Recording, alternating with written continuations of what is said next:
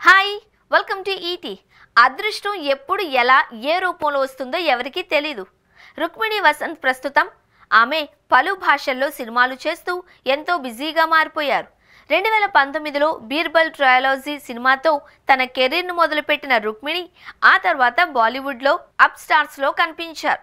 అయితే రుక్మిణి ముందు పలు సినిమాలలో నటించినప్పటికీ ఆమెకు గుర్తింపు తెచ్చిన సినిమా మాత్రం సప్తసాగరాలు దాటి అనే సినిమానే. ఆ సినిమాతో నటిగా ఎంతో గుర్తింపు, ఎన్నో అవార్డులను అందుకున్నారు రుక్మిణి.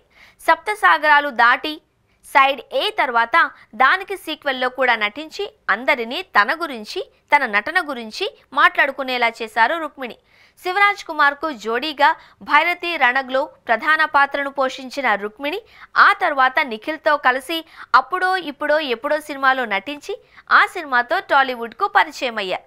అయితే ఆ సినిమా దారుణమైన ఫ్లాప్గా నిలిచింది. అయితే ఇండస్ట్రీలోకి వచ్చిన తక్కువ కాలంలోనే ఈ కన్నడ భామ కోలీవుడ్ దృష్టిలో పడ్డారు. అందులో భాగంగానే ఏఆర్ మురుగదాస్ దర్శకత్వంలో శివకార్తికేయన్ హీరోగా తెరకెక్కుతున్న మద్రాసి సినిమాలో ఛాన్స్ దక్కింది. ప్రస్తుతం మద్రాసి సినిమా రిలీజ్కు రెడీ అవుతూ ఉండగా ఆ సినిమా సెట్స్ పై ఉన్నప్పుడే విజయ్ సేతుపతితో కలిసి రుక్మిణి ఏస్ అనే సినిమా చేశారు. రిలీజ్ అయిన టైంలో ఏస్ మూవీకి ఆడియన్స్ నుంచి మిక్స్డ్ రెస్పాన్స్ వచ్చింది.